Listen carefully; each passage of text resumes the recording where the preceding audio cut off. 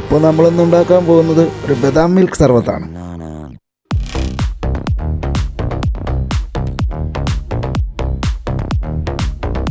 അപ്പം അതിന് വേണ്ടിയിട്ട് ജാറിലേക്ക് ആവശ്യത്തിനുള്ള ബദാം പൗഡർ ചേർത്ത് കൊടുക്കുക.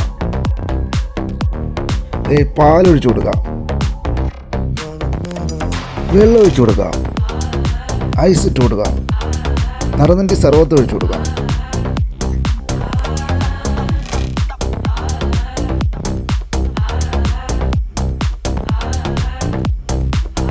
ജാറടച്ച് അടിപൊളിയായിട്ടൊന്ന് ബ്ലെൻഡ് ചെയ്തെടുക്കാം.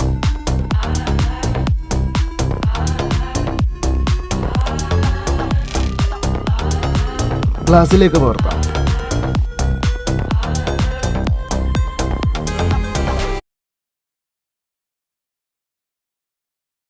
നമുക്കൊന്ന് ടേസ്റ്റ് ചെയ്ത് നോക്കാം. അടിപൊളിയാണ്. അപ്പോൾ ഓക്കെ, ബൈ.